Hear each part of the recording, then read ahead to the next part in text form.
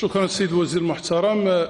اولا نحن نثمن دوركم السيد الوزير خاصه في هذه المرحله من خلال اللقاء التواصلي الذي نظمته مع الجمعيات الحقوقيه لاثاره بعض الاشكالات الحقوقيه المرتبطه باحداث الحسيمه اساسا. لكن لا نخفيكم بان الحركه الحقوقيه والمجتمع بشكل عام قلق جدا من جراء مجموعه من التجاوزات ليست فقط المرتبطه بالتأديب، آخرها الفيديو الفضيحة الذي صدر البارحة بطريقة مهينة وقاسية وحاطة من الكرامة الإنسانية تمس المواطن ناصر الزفزافي.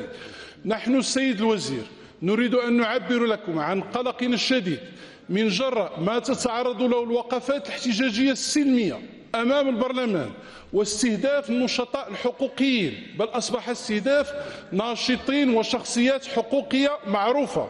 السيد الوزير نحن نعبر لكم عن قلقنا الشديد من جراء عدم تحمل المسؤولية الكاملة لبعض المسؤولين الحكوميين في هذه القبة.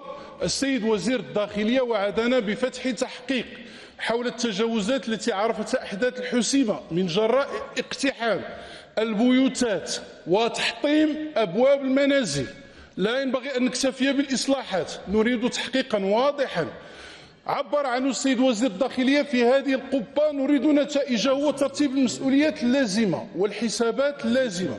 السيد الوزير، سيد وزير العدل له مسؤولية أساسية فيما يتعلق بالتأديب في انتظار التحاق النيابة العامة بالمجلس الأعلى للسلطة القضائية. هو يرأس النيابة العامة إلى حدود الساعة، وينبغي أن يأمر بفتح بحث وتحقيق في جميع ادعاءات التأديب التي أكدت الخبرة الطبية الصادرة عن المجلس الوطني لحقوق الإنسان بأنها ادعاءات ذات مصداقية. والشريط الذي صدر البارحة يؤكد هذه الادعاءات ويؤكد هذه المزاعم ويؤكد بأننا بصدد بالفعل شيء ينبغي أن نقلق عليه جميعا.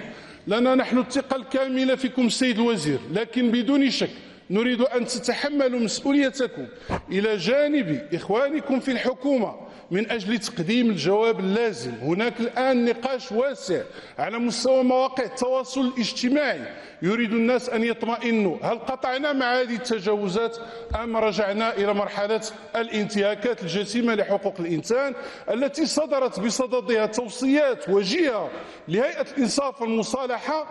اعتقدنا معها أننا قطعنا جميعا مع التاريخ المظلم لا نريد أن نعود إليه أبدا. هذه مسؤوليتكم فلنتحملها جميعا أمام هذا الشعب، أمام جلالة الملك، أمام جميع المواطنين الذين لهم الأمل في إمكانية الإصلاح في ظل المؤسسة.